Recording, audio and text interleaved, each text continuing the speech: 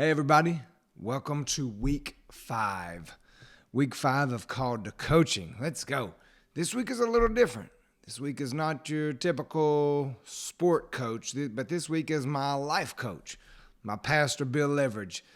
I talked to him the other night after the football game. He had been broadcasting, and I caught him and visited with him, and I said, "Hey, would you like to come to my podcast and be on my podcast?" And he's like, I was like, "Great, I'll see you Wednesday morning." And so I went in and bothered him. He gave me so much of his time. It was just so awesome. So thank you, Brother Bill, for being on here. You guys, we talk about life growing up. We talk about FCA. We talk about, spoiler alert, Bill has a hobby. We talk about his hobby, and it's not building fence. We talk about all kinds of stuff. And this is week 5, and this is also week 5 of me saying we're going to have to do a part 2 for Brother Bill because an hour isn't enough. When we got done, I just wanted to keep going. Like, it's going to be so good. So when I get done interviewing all the coaches I would like to interview, we're just going to come back around and do part 2 for all of them because I think this is going to be a theme. If you know anybody that you want me to holler at and get them on this podcast, man, let me know. Put them in the comments, drop them in the comments, text them to me, whatever you'd like to do. You guys, this is so much fun. So I'm excited for you to hear our interview with Brother Bill. It's a blast. Obviously, he's a great talker, a great storyteller. I mean, obviously. So let's go. Bill Leveridge. We'll get going. Sure. Brother Bill, yes, Leveridge. Sir. Yeah, you betcha. This is episode 5 of Called to Coaching. Okay. So thank you so much for coming on. You bet.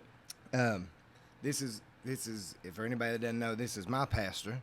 So this is my church, and this is where I gave this very room is where I gave my life back to Christ, right in here. Yeah. And so my first question right out of the box, what's it like anytime that someone has crisis or troubles or problems, what's it like being the guy that they come to a lot of times? Well, sometimes it's a little heavy.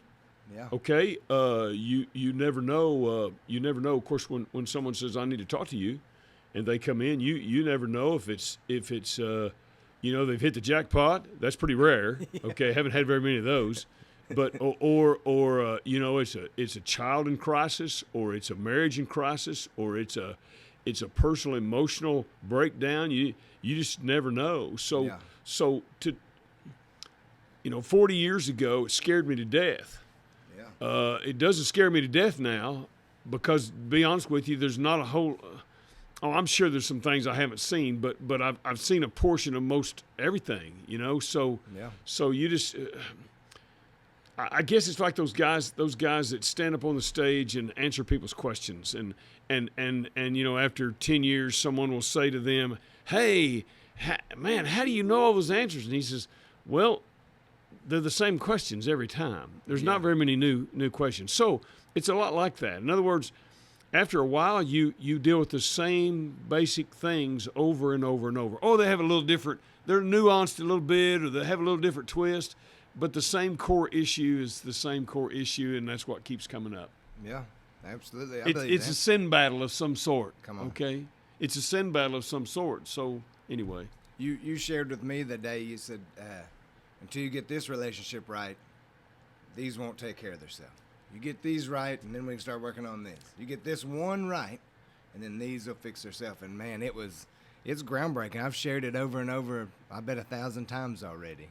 Well, if that's not right, if your vertical relationship is not right, then if it's perfectly right, we still live in a sinful world. Yes, sir. So these horizontal relationships are going to be tough sometimes and maybe a battle. But if this one is solid and right, then you've got the tools to work through these others, and it'll still be tough. But if you don't have this right, man, you ain't got no bullets. Yes, sorry, and your gun. I mean, you're done. You know what I'm saying? It's just you're not prepared for battle. Is the point? So anyway. Well, so you shared this weekend in your sermon. I was listening. I don't know if you know I listened, but I was listening. I was over there on your right, listening over there in the corner, and you shared that your dad would say, "You're going to be a preacher." Yes. what was that like? And then when did you go? My dad was right. Oh me. Okay. So not every single guy. There was a few exceptions, but there was an exception or two. But most of the guys who I knew were preachers. I liked them, but I thought they were kind of weenies. Yeah.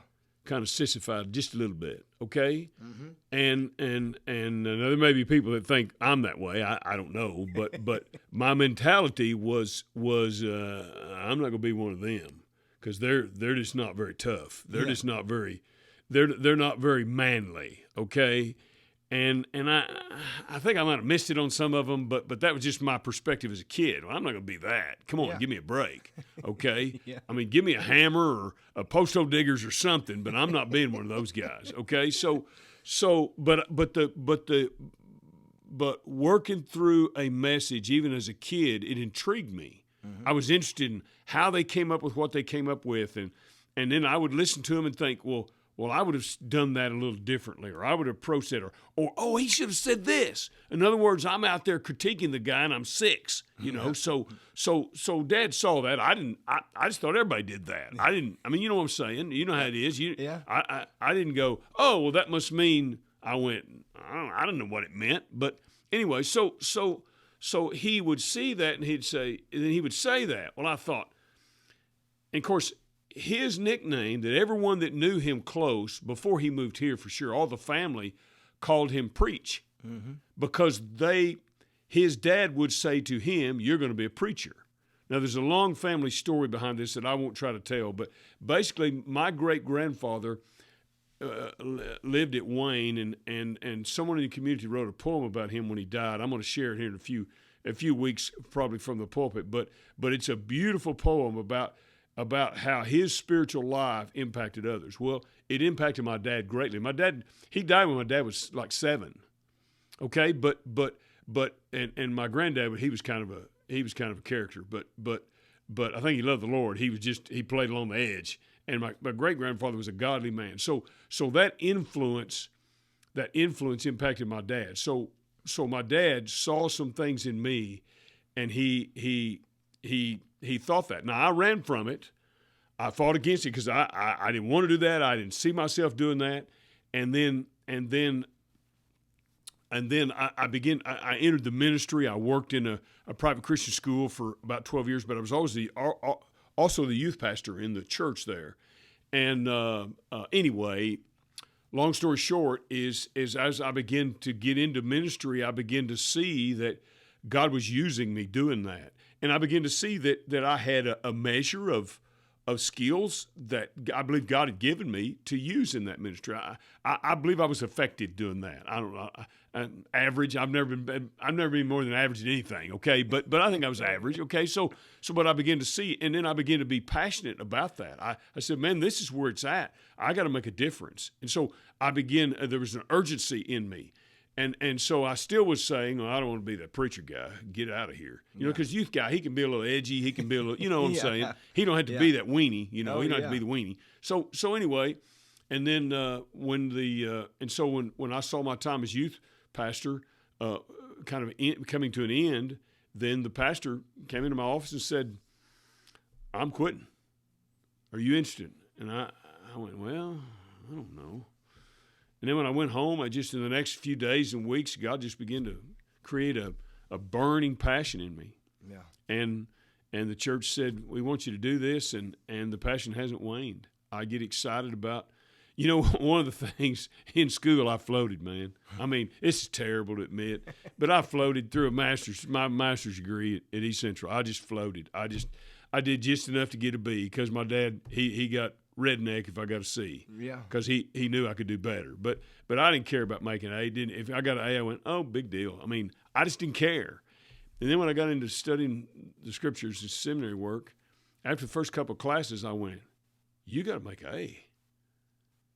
And I started making A's. Yeah. In other words, when I found what I was supposed to do, then I didn't want to do part way. I didn't want to do halfway. It's kind of like same approach I took toward athletics is I wanted to be the best I could be, so I gave it everything I had. So I kind of employed the same intensity to what I believed God was calling me to do this, and I'm still average, but I'm the best average I can be.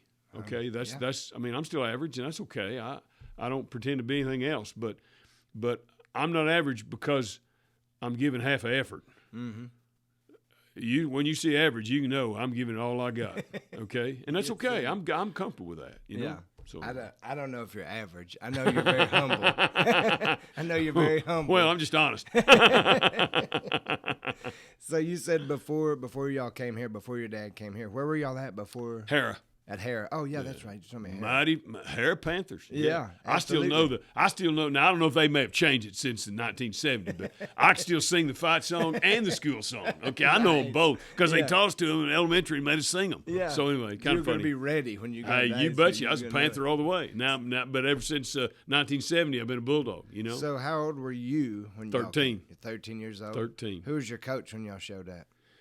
When I showed up here, let's see, Lee Cobb was the name of the guy that was the coach here, and now he was the junior high football coach, and then he was junior high basketball, and then eventually he was my high school basketball coach. Great guy. He was just a kind, and I think he had a heart for the old kid that was kind of the runt. And what's funny is that when I moved here, I was one of the bigger, faster, stronger kids in my class at Hera. And actually, as a little kid, I was one of the top. And then by junior high, there were some guys starting to edge me out just a little bit in some things. But then I moved here, and I was at the bottom. Yeah. I mean, all these guys, they weren't on steroids, Coach, but they looked like it. They got to be drinking the well water or something. Hey. From Davis, I looked across the county, and I was like, well, hold on a second. Hey, when you walk into that eighth and ninth grade dressing room, there's eighth and ninth graders both in there, and when you walk in, all you see is a sea of hair, and their guys dressing. So I'm going to talk about on their head, okay? Well, I look around, and I got in one spot on my head, okay? So the coach, this is really a funny story. I've told this so many times, but it's still funny to me. So I go around the corner, and I said, I'm looking for the junior high dressing room, and the coach said, you're there.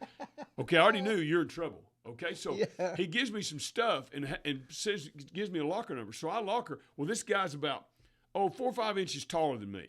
Okay, and he's standing next to me, and he's got lamb chop sideburns like Elvis. Yeah. Okay, now once again, I don't have any sideburns. All right, I promise you, I don't have any sideburns. Okay, so he's and then he takes his shirt off, and it looks like a carpet. It looks like somebody's glued carpet to his chest.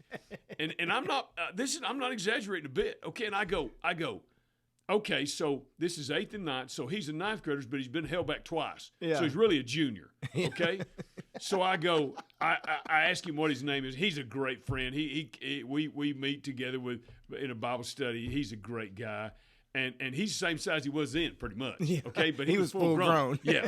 And by the way, when we were 9th graders, he's starting on the high school team. Yeah. Okay, so he's a stud. Okay, he's a great athlete, a great guy, but real smart too. He's not a dummy. He's smart. So I'm thinking, okay, this guy's flunked twice. Yeah.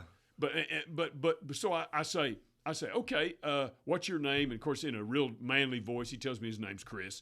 And I tell him my name in a real high voice, all right? But anyway, because things hadn't happened yet that normally happen, okay, for guys. So then I say, well, how old are you? And he goes, 13. I'm 13. Okay, I go, okay. This first I ask him what grade he was in. He says 8th. I go, okay, well, he's still supposed to be in 10th. Then I ask him how old he is. He says 13. And then come to find out, he's too much younger than me. He's too much younger than me. So it was just to get on the field was a real challenge, just to get on the court, and I eventually caught up. I caught up with them. By high school, I was as tall and as big as they were, but it's real. As far as being a man, is about 20 before I really, in physical maturity, caught up with those guys. Yeah. They were but they wanted everything they did. So it was fun being a part of that. They not me. I get to play some, but they were just dominant. Yeah. And it was fun being a part of that, But anyway, what a hoot. But something that people don't realize is moving is traumatic for a kid. Yes. Especially when you go from stud to dud. When you go from stud to dud and your whole identity is wrapped up in I'm faster, I'm bigger, I'm stronger, I can whip this guy, or I can outrun this guy, or I can outshoot, or whatever. Yeah. When your identity's wrapped up in sports suddenly, or whatever, you pick it what it is, and suddenly that's taken away. Yeah. Where So you look in the mirror and you go, you're worthless. You're zero. So what do you do? You start doing whatever you can do to draw attention to yourself, to be somebody. And I fell into that. Yeah. And it was, now, today, and when I was a youth pastor, you pick on the little guy, I'll tear you up. Yeah. Because I know what it feels like to be the guy that doesn't hit puberty till 17 years old, okay, or 16 years old. So I know what that feels like. So here's what God did. He took this old kid that thought he was the cock of the walk, and he went, you're not anymore.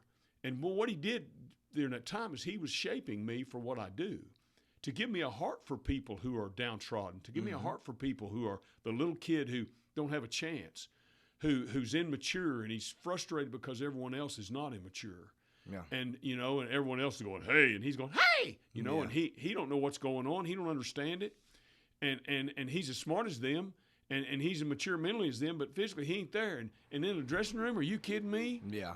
I mean, you talk about shame. Intimidating. You all these men, and you're a kid. I mean, it's terrible. So, but here's what God did with that. Well, I didn't like it, and I didn't like going through it, and I still don't like it. Okay, and I hate it for other kids. Here's what God did with it. He was faithful. He spent those years shaping the heart of a pastor. Is what he did. I didn't see that then. I didn't understand that. I thought I was mad at him. I thought he was hosing me, just to be honest with you. Why are you screwing me up? I mean, what? But anyway, but that wasn't it. He was shaping me. Yeah. And sometimes shaping's painful. Absolutely. Yeah. So anyway. But I think that everything we go through is for somebody else. A lot of times, Yeah. I always think that. I'm like, whatever we had to go through that we really didn't like, Right. if we give it to God, He's going to let us use it for somebody else. Yeah. And I love that. So when you came in, you walk into a team full of grown men. Yeah. And you walk out and go play college football. Okay. So just so you know, the kid I just talked about that's my good friend, Chris, his name. Chris didn't go play college ball, and he had a number of small school offers. Okay, he could run, he could do anything. Okay, he could kick it, he could catch it. He was just a tremendous athlete. I'll just tell you this little quickie. We're standing in the VOAG room, and they got this archway up over it going outside, and he says, "Can you kick that?" He looks up at the archway and he says, "Can you kick that?" Well, I could barely jump and touch it, okay? So I said, no. Who would think of kicking that? He said, I think I can kick it. And I said, you'll kill yourself. And he went, watch this. So he jumps up in the air, kicks this 8-foot thing, and lands on his feet. And I went, what planet am I on? Yeah. Who can do that? Then, this is true story, okay? Then later that year, they're tearing this building down to do something different, okay? We're up on the roof. He falls off backwards. I'm going, okay, he's dead. We've lost him. He twists in the air, lands on a table down there, jumps off the table on the ground, rolls 3 or 4 times, gets up, and then brushes his hair out and said, got gravel in my hair. Are you kidding me? I mean, they're calling the ambulance. Okay, they're broken back, fractured pelvis. If that's me, I'm just going to plop like a bowl of Jello. Okay, Yeah. And this guy. So anyway, so back to what you asked. What you ask is, so this guy didn't go play. He could have. Okay, he had a number of offers. Southeastern, I think, offered him. Others offered him, but he didn't. He didn't want to do that. He was done. He didn't want to do that. So, but five of the guys on my team lettered at the college level. Not all of them stayed with it for 4 years, but they lettered. So I was one of those guys that lettered. But I had a few people send me letters and say, hey, but no one just rolled out the dough. Okay, so after a couple of years, I get about 20, and suddenly I look and my physical body has changed. I'm mature. And one of my buddies, Tony's his name, good guy, he's a coach here for a long time, great guy, and he had walked on at East Central, and he had some offers too, and decided to work for a year, and then decided, hey, I want to go play. So he walked on at East Central, and he made it. And I went, I'm not as good as he is, but maybe with hard work I could go play. And I loved the game. I wanted to play, so I walked on to East Central, and in time, God worked it out for me to have an opportunity to play. Yeah. And I had a fun time, and made some lifelong friends. Randy Weeks, one of them. Dwayne Harrell's another, goes to our church here. Dwayne's a great guy. He was an outstanding football player too, as was Randy.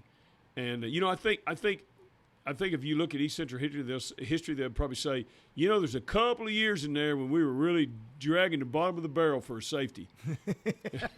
and so here's what I really think. I think there was a little window of time when East Central just happened to be short of people in that one spot, and I happened to be there then. So so I got to play. But anyway, well, those guys don't tell. I mean, they don't tell it like this, right? They go. There was a couple years there that if you came across the middle, it was lights out. That's how those guys tell it. They say when you got to the point of contact, there was a collision. Well, here's the thing. When you can't run fast, I mean, according to some guys that played back there, and you're not. Here was my biggest problem. I don't have swivel hips. Mm-hmm. Well, to play DB today for sure, but even back then, you had to have swivel hips. Yeah. Well, my hips are stiff. Okay, so I can change directions, but I have to slow down to do it. If I don't, I'll fall down. Okay, I don't have swivel hips. So the only thing I brought to the table was, okay, I'm going to try to knock this guy's head off. Okay, and really and truly, here's why I got to play. The bottom line, when you boil it all down, here's why I got to play, is I had a great Bill Ritchie. He was a high school head football coach at Harrow when I was there. He also coached the 7th grade team, and he spent hours teaching us how to play contain. Yeah, how to keep your outside leg and outside arm free and fight people off and do things to string it out and run it all the way to the sideline. Mm-hmm. And he taught me how to do that. And I picked it up. And he made me a defensive end then. He said, you're not a linebacker anymore, you're a defensive end. And eventually, because of size and other things, I became a DB. But when I got to East Central, they said, I said, I'm a corner. And after a few days, they said, you're not a corner. You're not going to turn and run with anybody. I don't have swivel hips. Now, I could run fast enough to stay with them sometimes, but I couldn't turn. Yeah, it's that turn part. And so back then, you didn't have a whole lot of man. You didn't have to. And if you did with strong safety, a lot of times I had the big tight end. Yeah. So I could, But anyway, here's the bottom line. The only way I could get attention was just to try to hit some people as hard as I could, And so so I don't know that I was a headhunter really, but I really it was really I got to play because I had a great coach in the 7th grade who knew how to teach contain, and that clicked with me. And so they put me on contain on everything. Yeah. And the first time I got to play at East Central, the coach ran the film back several times and said, Coach Whitson, he passed away here recently, great guy, Lewis Whitson. He was very kind to me, and he ran it back several times and says, Who is that? Who is that playing contain out there? And then he bragged on me several times playing contain on the option, on the sweep. Yeah. Because of my body. And it's all about angles. It's all about angles. So I had a great coach who taught me how to do that. So I didn't even look athletic doing that, but I knew how to do it. Yeah. And so you got to gauge the speed of that guy that's coming, because you got to beat him to the sidelines. Mm-hmm. As long as it's almost like driving cows. You learn. You got to stay on the shoulder. You got to stay on the shoulder. If you get out in the head, they'll cut back. If you get back here too far, they'll outrun you around the corner. Yeah. Or they'll get by the fence. So driving cows, you got to stay on that shoulder, and you got to know you got to gauge your speed, and then you decide your angle. Even if you have to give a little ground. Yeah. So because it really it's a science, Brad. It really is a science, and so I just embraced it as a 7th grader. And so even in junior high, I got to play in junior higigh because I could play contain. They put me out there and said, "Don't let that guy get outside. You turn him in." I could do that. I got that. So it was because of Bill Ritchie. We spent hours doing that in 7th grade football. Contain. Yeah. And so I know how to play contain today. When I watch him and they don't keep contain, I go, and he's a great athlete, and I go, you just dumb. He just lost the edge. Yeah, you just lost the edge. Come on, what's the matter with you?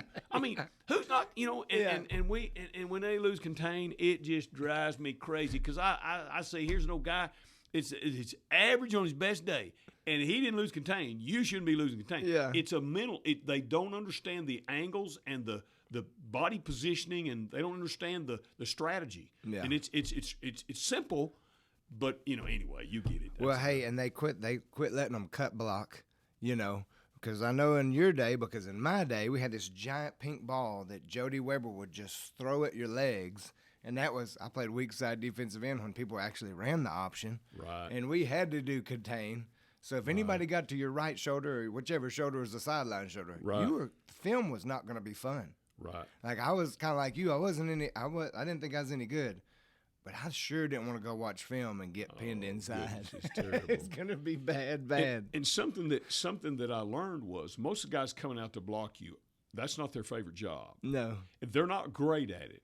So a simple head fake inside would cause them to step inside and the back to step outside. And you got them. So they're right into my arms most of the time, and it worked more than once on the same guy. So because they don't study the right part of the body to do that. So you give right when the blocker comes, you give him a head fake inside.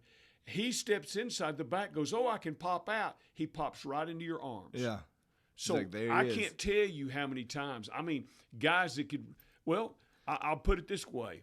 I'll put it this way. Guys that won the sprint championship in our class ended up in my loving arms more than once because, I mean, Steve Tate at was Central State back then. I mean, those guys, because the blocker, Clifford Chapman, okay, played in the NFL. Yeah. Stud. He was a man-child. Okay, he could play.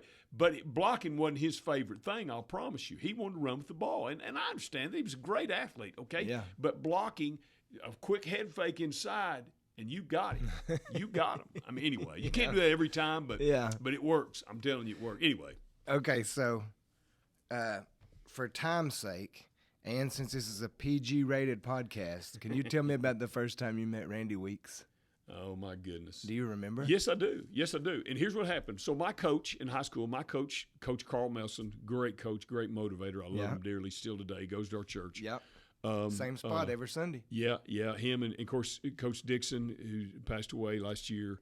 Coach Dixon was a great guy. We were great friends. And when he came here, he was a 22-year-old guy and I was 16. Yeah. And so I was a junior and it was his first year's assistant. But anyway, so how I met Randy was Coach Melson, my senior year, makes All-State coach.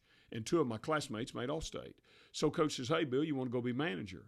Well, I'm not too proud to be manager. You get to go out and he said, you get to go hang. And back then, All-State was 2 weeks. Oh, wow. So we go hang out for 2 weeks with all these guys and I get to meet all these guys. Well, we're standing in the I think it was the third or fourth floor, the big O at Oral Roberts. We're way up in the dorm, up several floors up, and we're standing in the lobby there, close to the elevator, and people kind of introducing themselves. And I said, my name's Bill. Well, I knew Randy was from Comanche. I'd seen him sit in the stands in basketball games, and I didn't like him a whole lot. Of course, they beat us out in the playoffs my senior year, and we played horrible. We had 3 turnovers. And I bet he sat quietly in the stands and never. Yeah. Oh no, he made fun. That's what he did. He made fun is what he did, and he was pretty stinking funny. But I didn't laugh back then because you're supposed to hate him. You know what I'm saying? Yeah, for But anyway, sure. so we're standing there, and I don't even know this. I mean, I've never met him personally. I've seen him, but I've never met him. And he's from Comanche, so he's got to be a meathead. You know what I'm saying? Oh yeah. So anyway, so I tell my name, and he puts his arm around me, and he starts singing. He says, "My girl, Bill." Okay, so what is there's a song, it's a hit song right then. It says, hey, the guy's saying, hey, she's my girl, Bill, but he don't sing it that way. Yeah. He puts his arm around me and says, my girl, Bill. So I want to say, you idiot, get away from me. It makes me mad, but I let it go. Anyway, I let it go because I couldn't do anything about it anyway. I'm 170 pounds at the time, and he's probably, I don't know, 250 at least. So, but anyway, what happened was then that's when I met him. That's the first time I met him. Because I'm around him at All-State some, and I get to know he's a fun guy and all that. But we don't get close. And then when I moved to East Central, then he was a spiritual guy. Yeah. And I didn't come into East Central as a spiritual guy. I knew the Lord, but I was in rebellion. I didn't want to be spiritual. Yeah. I wanted to be the tough guy. Okay, not that I was, but I wanted to be. Okay, and so I wanted to play football and chase girls.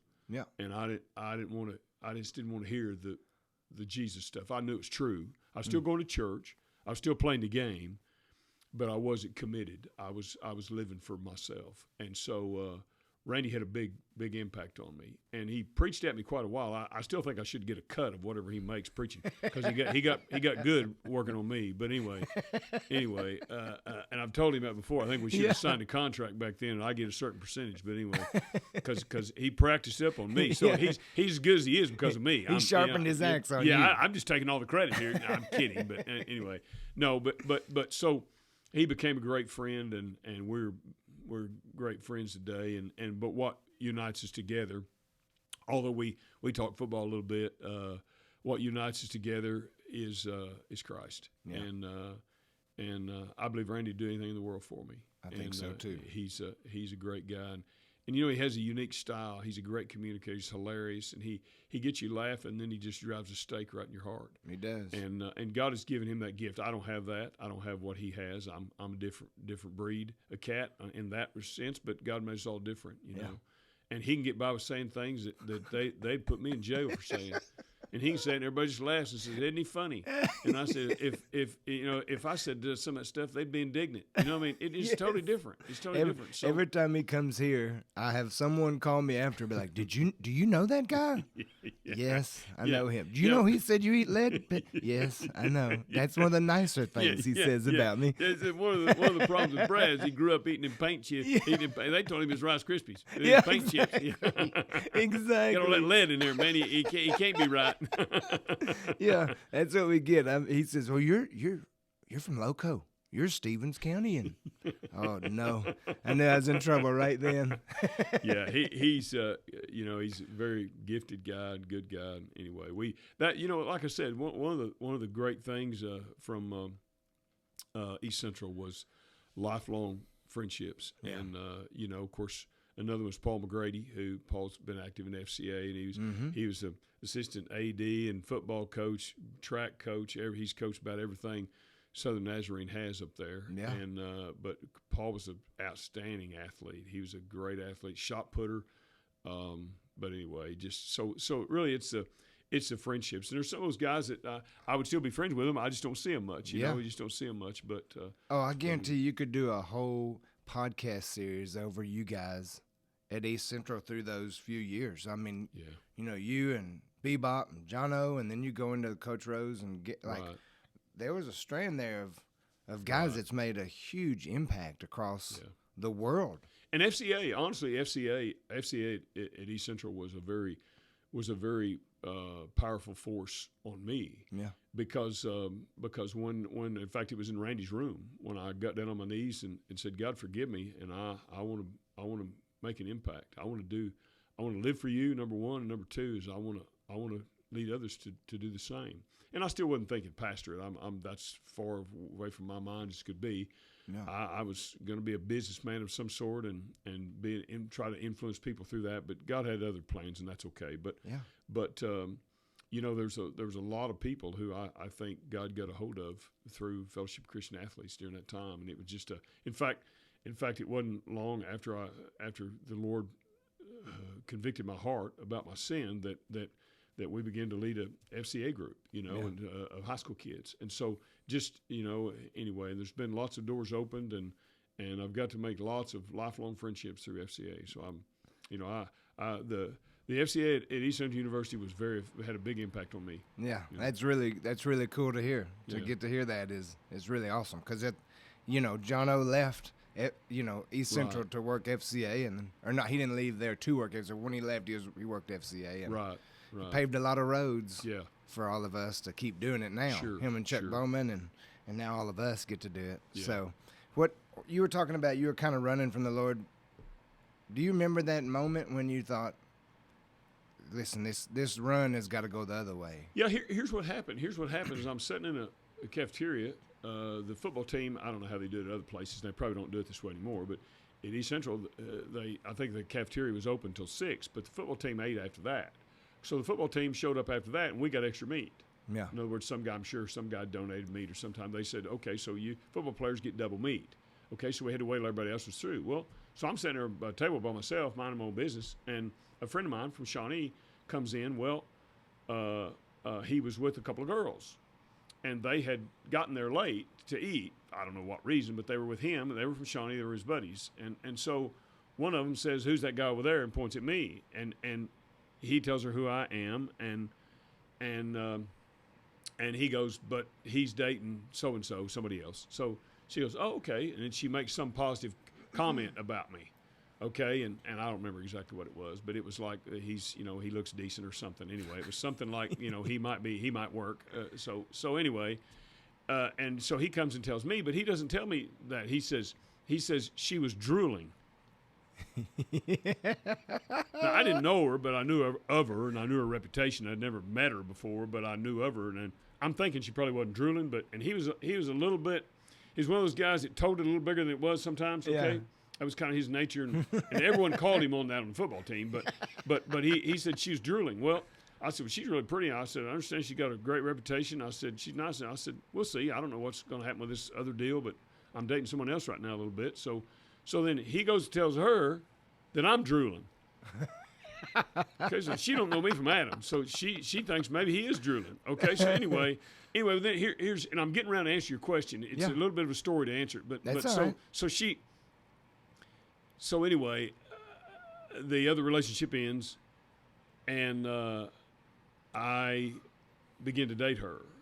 And it's kind of funny. One of the first things I told her, I knew her reputation was she was straight. She's a spiritual girl. Okay, she's just a spiritual girl. That's just who she was, and she still is, and she always has been as I've known her. But anyway, I said, now look.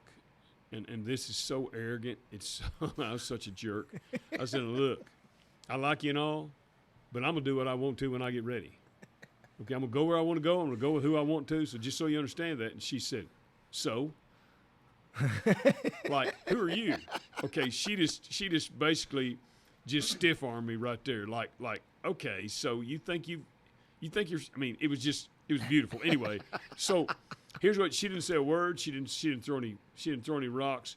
But within a few weeks, I was just broken. Yeah. I was just broken. And I went next door. Randy lived next door. Of course, Randy, we shared a bathroom. You can imagine what that was like.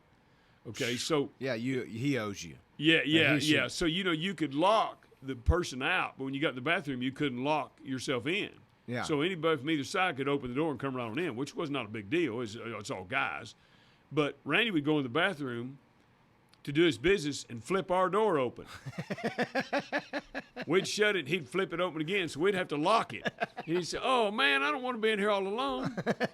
And so anyway, but so I go in Randy's room, and I go, "Man, I need to get right." Yeah. I need to get right. I've been in rebellion, and God's not pleased with that, and it's not right, and I want to make it right. And we got on our knees right there, and Randy prayed for me, and I prayed for me, and from that day, I've been different. Yeah. I still struggle like everybody else. I still have sin, and some sins I wrestle with more than others. But my intent is to glorify the Lord. And Absolutely.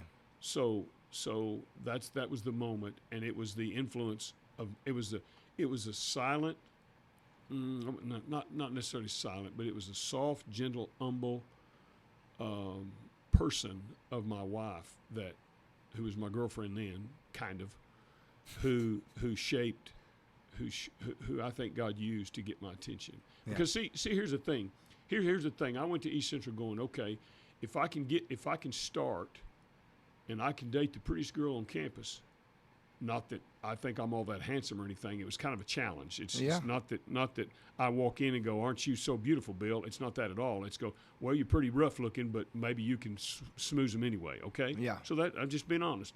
So that was my goal. Well, what's strange is, in October, both of those goals were kind of realized, and I was miserable. Yeah. I was miserable. I wasn't fulfilled. I wasn't. So what I had painted as an immature, 21-year-old as the pinnacle, and so I reached the pinnacle and I go, this ain't all that great. Something's not right. Yeah. And nothing was right. The truth is, once again, because the vertical wasn't right, nothing else was right. And so God used my wife to gently, and someone with a bull rush wouldn't have worked. I just said, "Get out of my face." I don't want to hear that. And but anyway, it worked. And she's still steering you the right direction today. She's still in there doing what she's always done. She's just amazing human being. I love when you tell stories about, when you say something from the pulpit, and then you're like, oh, I know she's going to get me on that one. That always makes me laugh. Yeah. I'm like, yeah. And she's just sitting on the front row, just, so kind and nice. And I'm like, she's going to get him. This is great. Hey, I sent a friend the other day. A friend said it was in my wedding. He said, I'm trying to remember when you got married. So I sent him the date, and I sent him a wedding picture at the same time. And he said, man, she hadn't changed. What happened to you?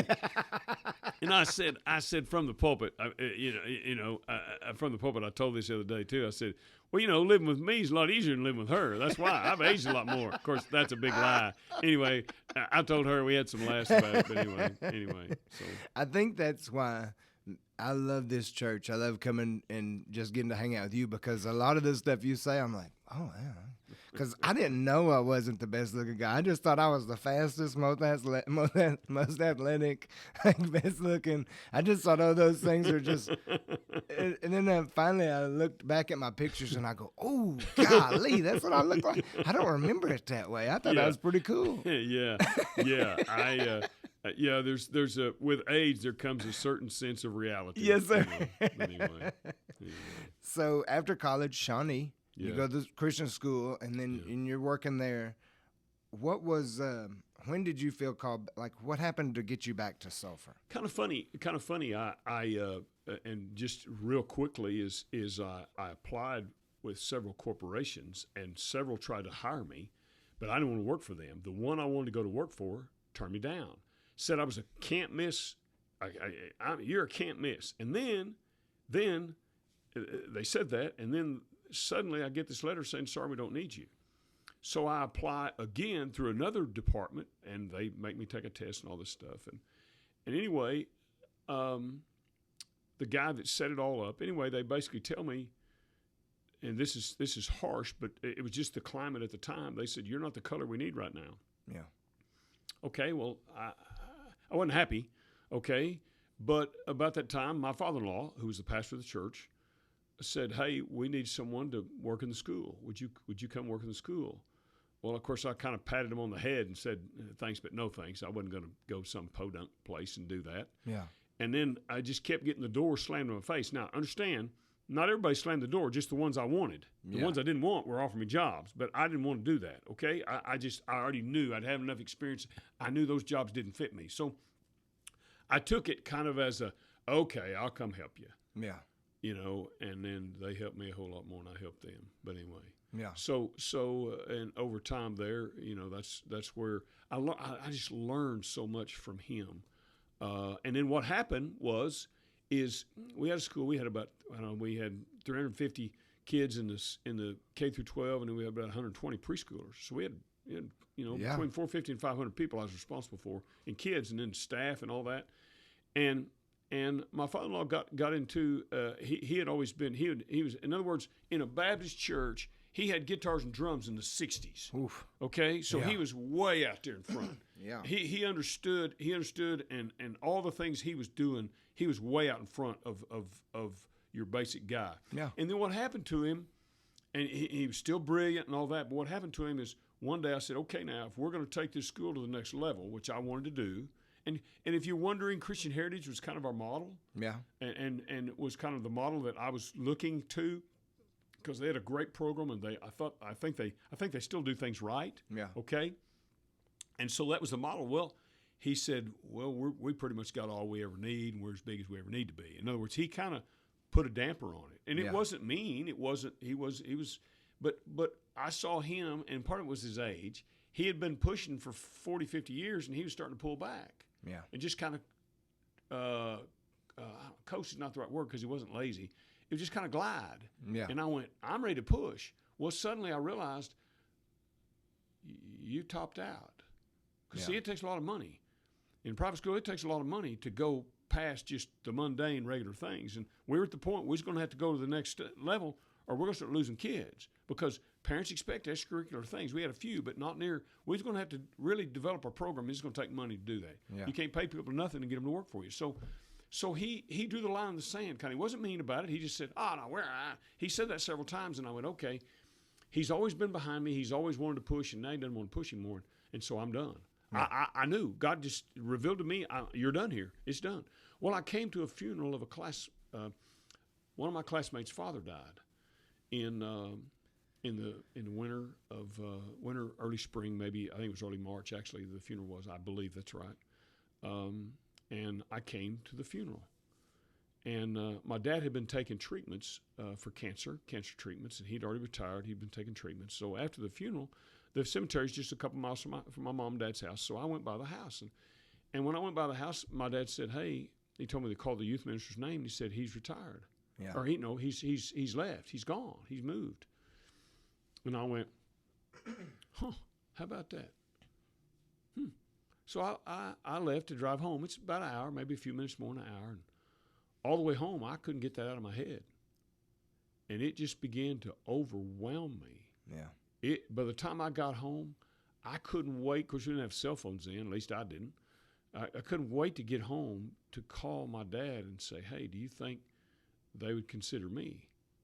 I knew I was supposed to do it. I mean, it was like, and I don't get these things all the time. It's not like I walk around and say, "Hey, I'm supposed to do that." I mean, I don't do that. I mean, Yeah. I just felt the presence of the Lord in that car with me, and I felt like I was supposed to do that.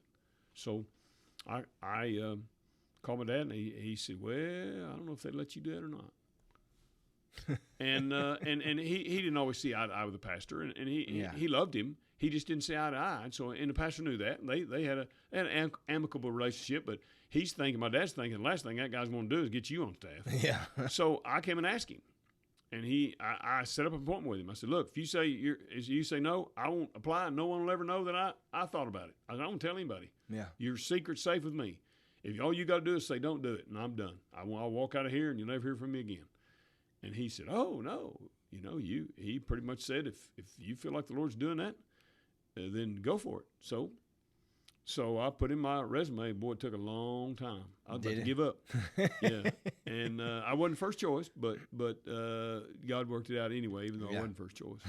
And so anyway, so in about August of 1992, I moved back here, and I was a youth pastor, and so just went to work trying to make a difference in kids' lives. And one of the things that really motivated me was, and please understand, this is not criticism of any church or any person. I don't mean it that way at all. But part of it was my want to be tough guy, rebellious nature, probably as much as anything. But I didn't feel like anybody in leadership at the church connected with me.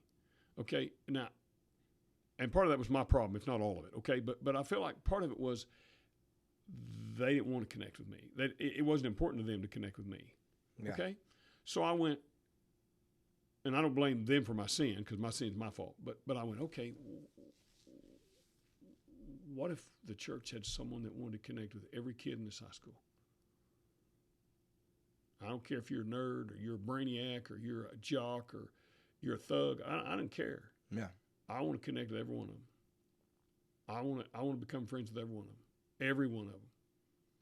And so that just became my passion. I began to work every day, and I wasn't trying to recruit them to our church. I was trying to recruit them to the ministry that I had going on Wednesday nights, so they could hear the biblical truth about their lostness and the salvation that Christ offers. That's what I wanted them to hear, and I did it through skits. We did it through every fun stuff, unbelievable stuff we did, just because I wanted to make a difference. I wanted to flip the script in Soul for America. And now, I mean, and I don't say that arrogantly. And that was Oasis. That was Oasis. That's still going today. Yeah. That a couple weeks ago had almost 200 people through the door. Yeah, yeah. So we started, and I think they had about 5 kids coming on Wednesday nights when I came here, and the first week we had 68. And I was going to practice. I was going to junior high basketball practice. Yeah. I mean, going and sitting in this bleachers while junior high's practicing. He's doing FCA stuff. I mean, I was there all the time. I was at the school all the time. And in between studying for what I was going to do, I was there all the time. And because I wanted to become, here's the thing, I wanted to win him to me so I could win him to him. Yeah. That's the deal. And so So we did every bizarro thing you can think of just to draw them in, and So anyway, it was just a passion, and the truth of it is, it's still a passion now. About my mid-40s, I can still connect with him from the lectern, but it wasn't the same in the locker room as it had been when I was younger. Yeah. It just, there began to be a natural barrier sometimes with some people, and so I stepped away, not because I couldn't do it anymore, but because I didn't think it was best for them. Yeah. The kids needed somebody different, because I was getting to the age that I wasn't the same anymore. Yeah. God had changed me. He was changing me. And so that's why I left youth ministry, not because I didn't like it anymore. I still loved it. Yeah. But I didn't think it was best for them. Yeah. So anyway, I understand. But it was a hoot. I mean, we had so much fun. Gosh, there's so many memories wrapped up in that stuff. It just and now what's funny is a lot of those people are in the congregation. Yeah, half of the congregation is your old youth group. So the thing of it is my strategy is real simple. It was the strategy in the youth program and the strategy in the church as well. Is we're belong to Southern Baptist Convention. We're a Baptist church, but I don't beat the Baptist drum. Yeah. God didn't put me on this earth to beat the Baptist drum. God put me on this earth to beat the kingdom drum. Yeah. And so I want to boil down Christianity to what's the non-negotiables. What's the non-negotiables? There's 5, maybe 6 or 7 non-negotiables. Yeah. There's a few non-negotiables that I'm not going to negotiate on them. But all that other stuff, we can discuss it, we can cuss it, we can do whatever you want to do. Okay, we can talk about it, we can debate it, all that stuff. But the bottom line is, can we find agreement on these few things? If we can, then you know what? We can be a church, a great force in the world. If we can get an agreement on the few basics, okay, just a few basics, and the fundamentals of the faith, and let all the other stuff, we work it out. We'll talk about it, yeah. But we'll give you the freedom to disagree with the pastor. That's okay. I might be wrong, okay. But on the fundamentals, can we get an agreement on the fundamentals? So that's what I did Oasis. That's what I'm still doing. Yeah. I'm still saying. So what you have is you don't have a church full of Baptists. You have a church full of people who agree on the fundamentals. Yeah. And they go, you know what? We're with you on the fundamentals. Let's go teach people the fundamentals and get people in the kingdom. Absolutely. Bring people in the kingdom, and then we as friends, as people who love each other, we can agree to disagree on all that other stuff. Who cares? Yeah. I don't care. Okay, now I have an opinion, and I'll share it. In fact, I might even go to the mat for it. But the thing of it is, I'm not going to run anybody off because we disagree about tongues. Are you kidding me? Okay, are you kidding me? I mean, from there's one view to the other extreme. Well, I'm not even either one of the extremes. I'm somewhere in the middle of that. But the thing of it is that's not essential. Yeah. So I'm about the essentials. Let's get the essentials and let's get an agreement on them. So that's just who I am. And so what you see is a wild conglomeration of people from a lot of backgrounds in here. Yeah. Because we focus on not punching people in the nose with a Baptist book, but saying, look, these are the essentials of the faith. Let's get on the same page on those things. Yeah. I love it. That's why I love this church. That's why it's easy to come the first time, because I held a grudge against a building that didn't know who I was for a long time. Yeah. And then when I come in this office, it was like, hey, look, this is what we do. And because I said, you know what I said? You probably don't even remember, but I said, I've always thought the church was just full of hypocrites. And you said, well, yeah. And I was like, oh, that wasn't the answer I was ready for. I was ready for you to tell me this building is full of perfect people, Bill. I was like, you're going to go, well, once you get in our side, you won't be, you won't see. You were like, yeah. And I was like, I don't have I was prepared. My gun was loaded for that argument. And you were like, yeah. And I was like, I took all the bullets from my gun. I just shut up and listen. Well, here's the thing. I don't want to be a blatant hypocrite, but if you analyze my life, you'll see hypocrisy. Yeah. If you analyze anyone's life, you'll see it. And that's called a sin nature. We have it, and we sin. We do wrong. And we know better, but we do it. Yeah. And God loves us anyway. That's the beauty of it. But the thing of it is we don't want to be blatant in that area. We want to be mindful of that and call each other out on those things in love. But the truth of it is we all battle. So come in and join the battle with us. Yeah. And are there a few people that pretend like because I'm a believer, because I go to this church, that I'm above all the fray Yeah, buy a ticket, buddy. Yeah, you sure. know, you're kidding me. Yeah. I mean, get out of here. You know, you're wasting your time. I may let you play that game for a while before I call you out, but at some point in time, God's going to call you out. Yeah, that's right. Here's what you're going to do. You're going to quote the quarterback at East Central, a guy by the name of Chuck Blackburn. Yeah. Okay, always very kind to me. He became the coach, secondary coach. He's very good to me. I love him dearly. I think he's the offensive coordinator at Blanchard. In fact, I think that's where he works. But Yeah. he's always very good to me. Some big lineman had just tackled him and was mouthing him and I did this, I did, you know. And Chuck said, "Oh, you took a dump and sat in it." I mean, that's kind of crude, but anyway. So that's don't be pulling that stuff on me. We all have hypocritical areas in our lives. Yeah. We all do. Yep, absolutely. Well, hey, I've got to get you out. You're also the announcer for the football games, and you've got to go do a coach's show with Coach Cole. Yeah. So I got to get you out of here. So we're just going to make this part one. Okay. Because we've got so much left. One quick question. Sure. Because nobody in this church thinks you have one. What's your hobby? Besides building fence, working cows, anything that requires manual labor can't be a hobby. So what's your hobby? Well, football games. Let's go. I mean, really mess with cows, and the work on the farm is that I live on. By the way, I didn't buy the farm; I inherited it. Okay, so just so you know, I'm not the preacher that's living high on the hog and going and buying land. I don't think anybody's worried. Yeah, anybody that knows you is not worried about that. The thing of it is, it was my mom and dad's, and I'm very grateful to have it.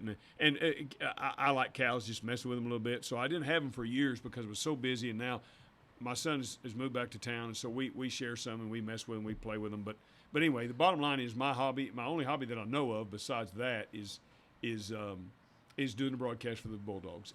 And I know other towns get mad at me because I cheer for my team. Now, I don't rip them. I really don't. I don't rip the other teams. I really don't. I cheer for their kids. I want their kids. I'm just passionate about my team, and then I criticize the referees when I don't agree with the call, but it's not personal toward the other team ever. I mean, I guess there's been a few times when I've challenged the referee's integrity when it was so blatant, but most of the time I don't even want to do that. I'm a fan, so we can disagree about a call. That's just life. Okay? Yeah. You disagree, but we need good referees. I appreciate those guys. Now, who can you make fun of though? A broadcast is entertainment, right? Yeah, absolutely. It's entertainment. Yeah. So who can you make fun of? Well, you can't make fun of the parents.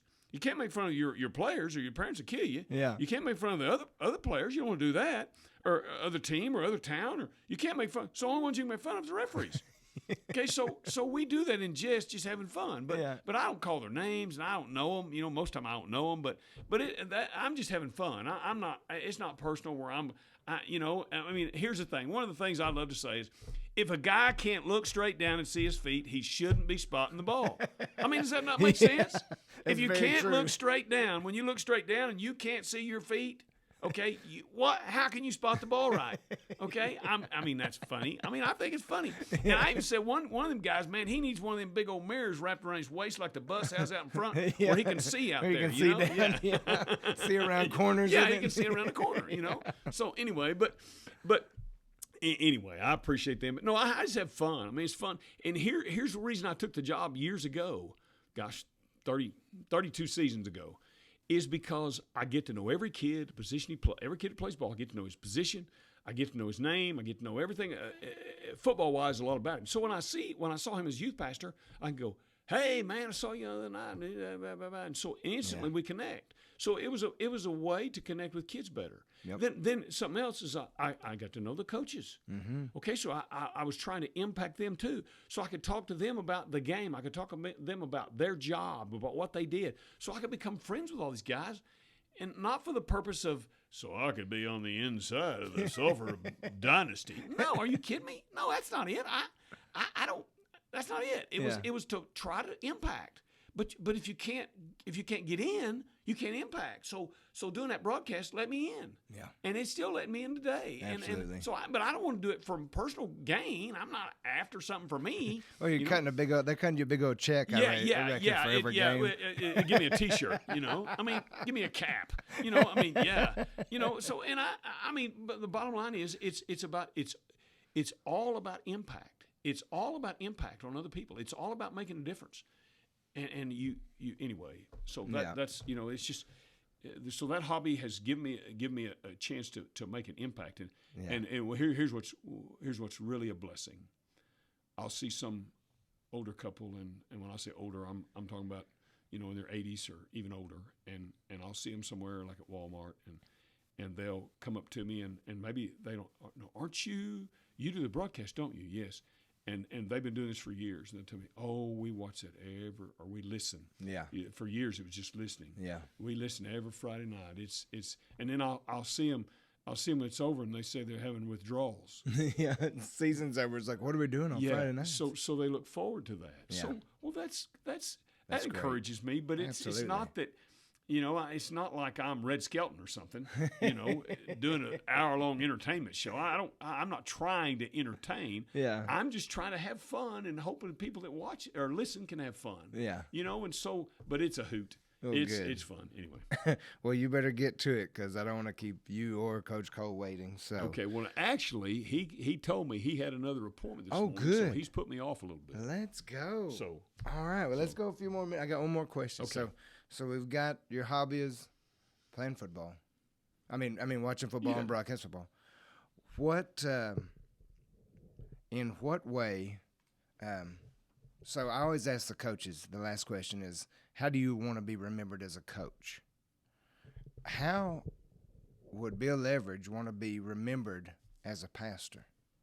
I mean, if you think about it, a lot of people before what my wife and kids call PJB, pre-Jesus Brad, the only time a preacher really impacted me, because I refused to go to church a lot, was at a wedding or a funeral, or you, for instance, you were sitting in the waiting room when Mike was getting his pacemaker put in. Yeah. And I didn't know you personally. And we sat down and you started talking about football, about Davis and Sulphur football. We talked about that, and you remembered something about from when I was in school, and you remembered some of the kids' names, and I'm like, well, this guy isn't what I thought he was going to be. And then I tell everybody when I came in here, I thought, I'm going to sit in a little chair on the side of a big desk, and Bill's going to be in a big, I thought maybe like a Game of Thrones type chair, Yeah. and you were going to go, you ain't been going to church. And you would have been right. But you kind of went at it like, well, just tell me what's going on across from this table or a table. I don't remember if it was this one, but it was one of them. Right. And it was nothing like I thought it was going to be. So what I guess I'm getting at is I had a picture of you.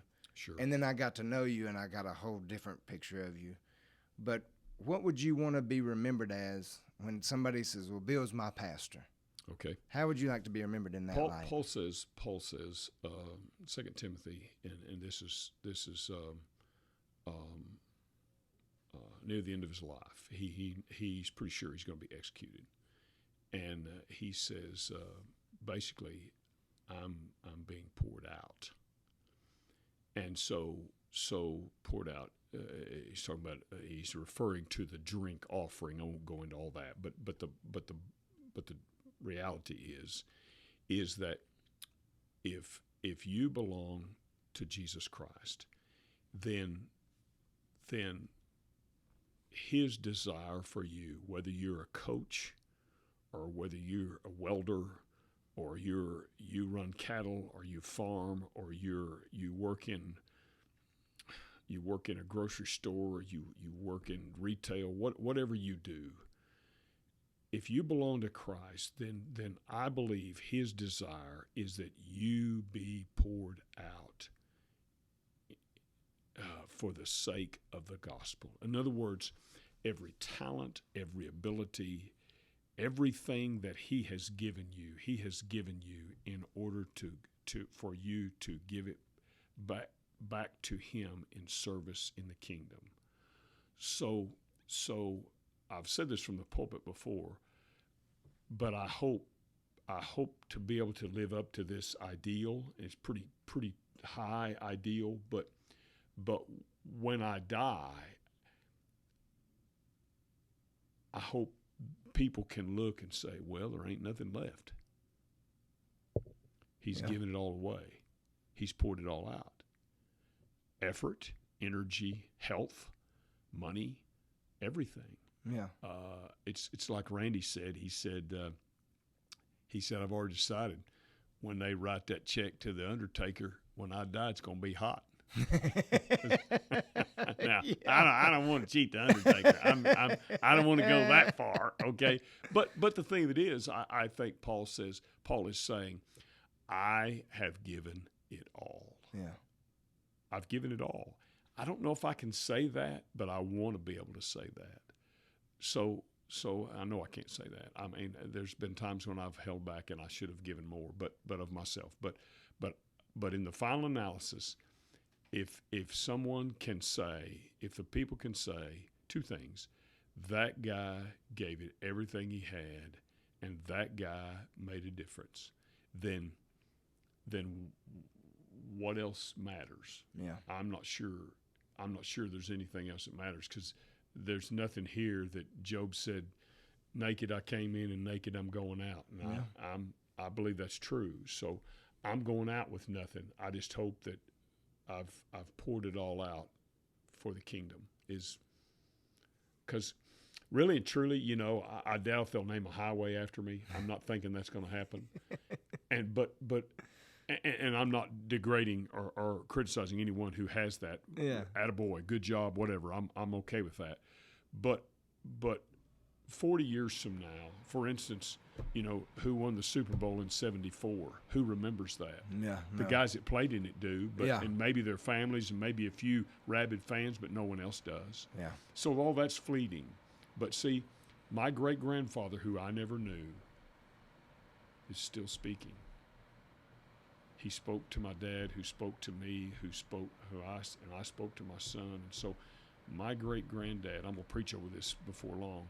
The Bible says that Abel still speaks. Yeah. Abel still speaks. Okay? So if when I go, if someone can say, he's still speaking, wow, what a statement. Yeah. What a statement.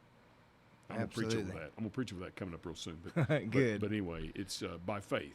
He still speaks. My great-grandfather's still speaking. Mm-hmm. He's still speaking because he impacted my dad. My dad impacted me, and I'm impacted my kid. And so my great-grandfather's still speaking. Yeah. That's awesome. That's So, perfect. Anyway, I mean, I wouldn't expect any kind of less of an answer yeah. from my pastor. Yeah. So thank you so Hey, much for you coming bet. on here. My privilege, buddy. Love It's you. awesome. I love you, and we'll do it again. All right, sounds good. Thank you. You bet. Hey, what'd I tell you? Bill Leveridge, what an awesome interview. Brother Bill, thank you so much for coming on the podcast. Crossway Church, thank you so much for letting me steal our pastor for a little while. I just love my church, and I just want to encourage anyone out there that watches this, if maybe you're not going to a church somewhere, man, get attached, get plugged into a church. If you want to come to Crossway, hey, we sit up front on the left, come see us. So you sit by us. Man, I just think it's so important to get to plug you and your family into a local church. A community of believers makes a huge difference for you. Go try a couple out. Find the right one for you. Maybe you just like piano. Maybe they just got maybe you like a full band. Churches got a full band. Like, churches are so different nowadays. Find one and plug in, but find the one that keeps the main thing. Jesus loves you. You believe in him. You go to heaven. You give your life to him. You know the drill. If you find that place and plug in, it will change your life. It'll change your family's life, the whole deal. It's amazing. So thank you so much to Brother Bill for being a guy who spoke truth to me when I needed it. Also, I want to give a quick plug to Randy Bebop Weeks. What an amazing guy. We talked about him a ton. He's got an awesome ministry right now called Why Not Bless. Look it up. Great thing. You talk about, Brother Bill talked about being poured out. Randy's pouring out right now through Why Not Bless. So go check that out. Hey to everybody that comes up and says hi and you like the podcast. I know I say it every week, but I just feel so humbled, and I thank you. It's so cool to get to, somebody just comes up, hey, I saw the podcast, Coach Chaffin, Coach Rose, Coach. It's awesome. Thank you so much for watching, and thank you for reaching out and all those things. It's just makes my day. So thank y'all so much. Next week is going to be another amazing podcast. It's going to be so good. We got like 5 guys I got lined up that are just going to knock it out of the park. So the next few weeks are going to be awesome. I'm so excited. You know, we talked a lot about FCA today on this podcast, and Brother Bill brought it up, and I love the ministry that I get to do, that I'm blessed to be a part of. I love it. So if you would like to support the ministry of FCA and my ministry and what I do, my link is right below in the show notes. You just click on that link. Come on, be a part of my team. I'm so blessed to have so many of you on my team already, and I look forward to being teammates with a lot more of you. So thank you so much for supporting me. In the meantime, till I see you next week, remember, we love you. God loves you. Now go make a difference this week. See y'all.